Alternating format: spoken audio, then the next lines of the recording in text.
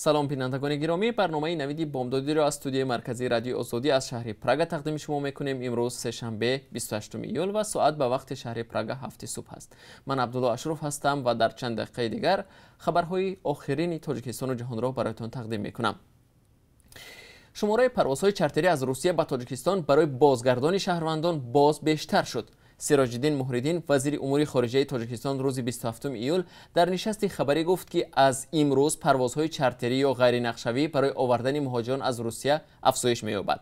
او گفت اگر تا این وقت در یک هفته 10 پرواز چارتری هواپیماها انجام می‌شد، اکنون اجازه شده است که هر هفته 14 پرواز صورت بگیرد.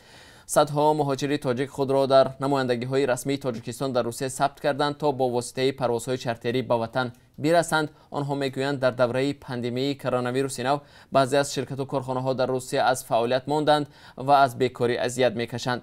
مقامات وزارت کارهای خارجه تاجیکستان گفتند که در دوره پاندمی کرونا ویروس نو 8000 نفر را از روسیه به وطن برگرداندند. در این میان به گفته آنها تابوتی بیش از 200 شهروند کشور نیز از روسیه آورده شده است.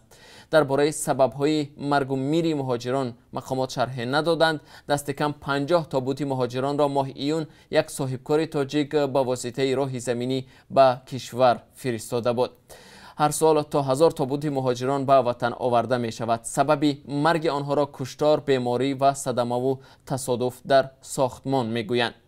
پروازهای منتظم هواپیماها از 20 مارس این جانب میان شهرهای تاجیکستان و روسیه بنابر خروج کرونا ویروس نو قطع شدند. تاجیکستان روز 22 ایول در پاسخ به سؤال روسیه که آیا حاضر است پروازها را از سر بگیرد پاسخ مثبت داد. عین زمان جانب روسیه باید کی باز کردن پروازهای معمولی را معین کند.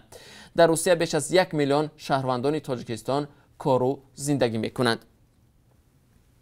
و رو میاریم به خبرها دیگر از تاجیکستان. وزارت تندرستی کشور 27 ایول گفت که در شبانه روز گذشته فوت 1 نفر را از کرونا ویروس ثبت کرده است و با این شماره عمومی جان باختگان از بیماری همگیر به 60 نفر رسید.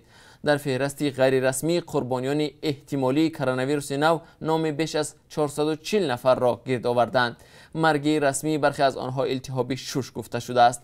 وزارت در یک روز یک بار آمار نوی بیماران، شفا یافته ها و فوتیدگان از کرونا ویروس را نشر میکند، اما آشکار نمی کند که در کدام منطقه چقدر بیماران هستند و یا چند نفر جان باختند. در شبانه روز گذشته در تاجیکستان 43 مورد نوی مبتلا شدن ساکنان به کووید 19 تصدیق شده است. به اطلاع رسمی تا 27 ایول در سراسر تاجیکستان 7235 نفر به بیماری همگیر مبتلا شده، بیش از 6000 کس شفا یافتند. آمار غیر رسمی بیماران را از این بیشتر میگویند. تاجیکستان فروش نیروی برق را به افغانستان و ازبکستان بنابر کم آب شدن آب دریای وخش کم کرده است. رئیس شرکت برق تاجیک گفت که از صبح 27 ایول انتقال نیروی برق را به افغانستان کم کردند. میرزا اسماعیل زاده رئیس شرکت در نشست مطبوعاتی سبب چنین تصمیم را به کم شدن آب دریای وخش ربط داد. وی گفت به عین دلیل از 16 ایول صادرات برق را به ازبکستان نیز کاهش دادند.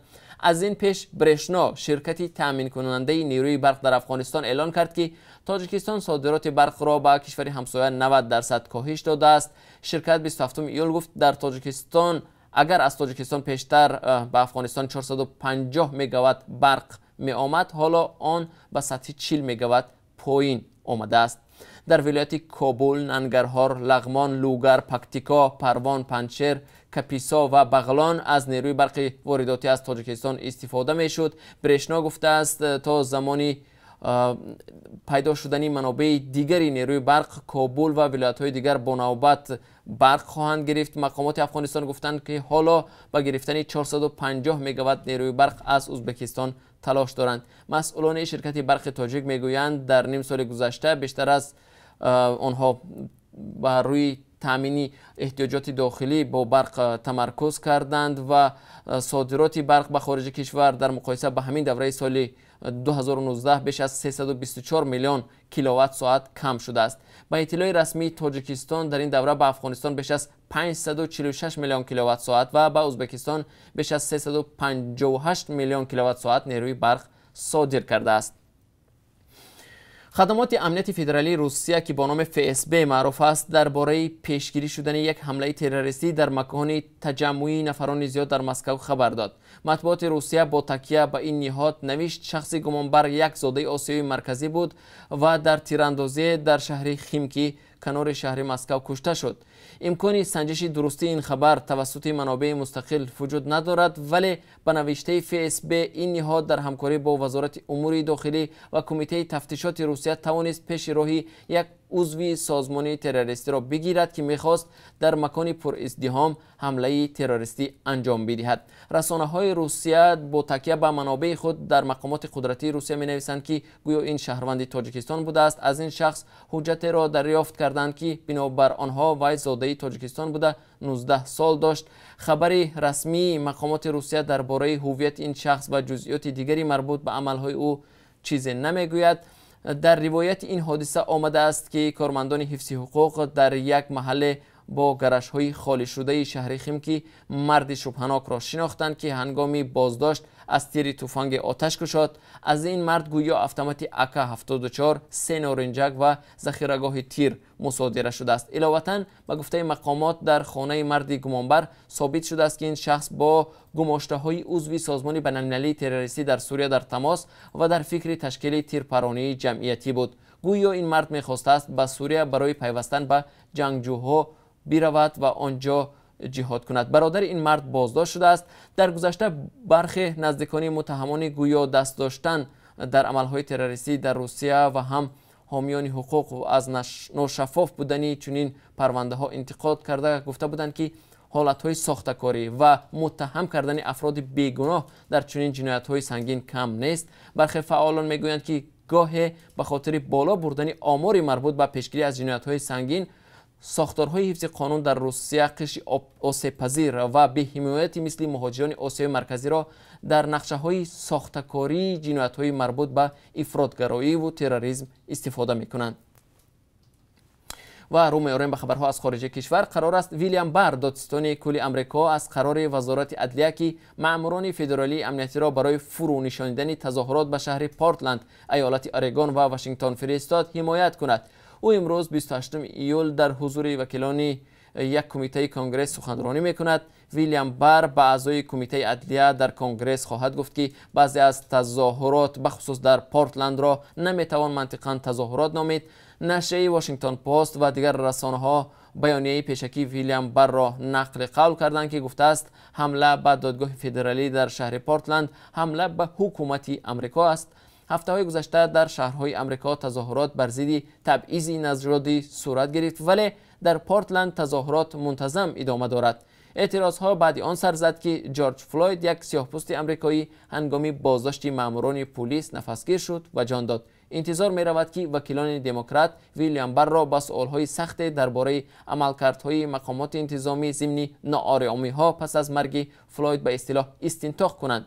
بعضی تظاهرات آلوده به خشونت بود، از جمله در هفته گذشته تیراندازی صورت گرفت و ماشین را هم به سمت گروهی از تظاهرگران روانه کردند.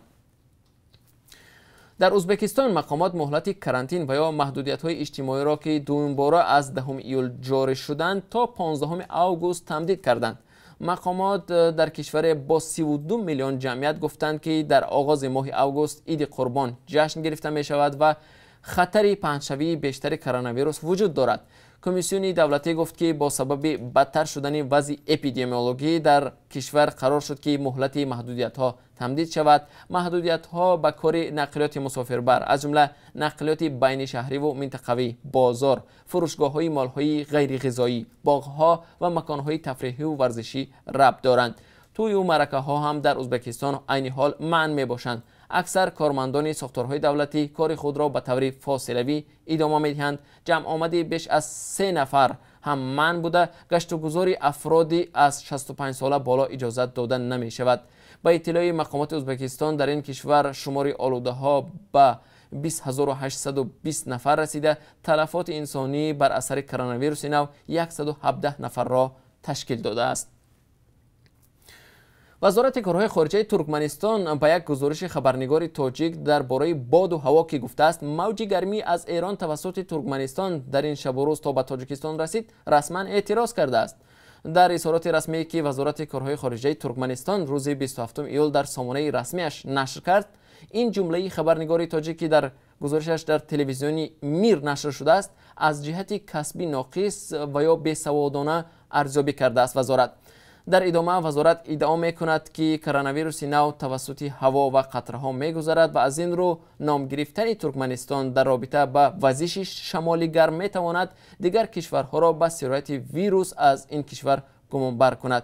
این در حالی است که ترکمنستان از انگشتشمار کشورهایی است که تا به حال ادعا میکند که هیچ یکی از شهروندانش به بیماری کووید 19 گرفتار نشده است، ادعایی که ناظران مستقل از خارج آن را زیر شبهه میگذارند. بینندگان عزیز، در پایان این نشر نوید بامدادی با درخواست شما همچنان نظری داشتیم به قرب ارز خارجی در تاجیکستان. بنابر قربی که امروز از جانب بانک ملی معین شده است، $1 آمریکایی 10 سومانی و 30 درم، 1 یورو 11 سومانی و 98 درم ارزش دارد. ارزش روبل روسی اندک پایانتر رفت و بنابر قربی که امروز معین شده است 1000 روبل روسی 142 سومانی تعیین گردیده است. اینجا نویدی بامدادی به انجام میرسد. برنامه‌های نو و جالب ما دوام روز تقدیم شما میشند. ما را همراهی کنید.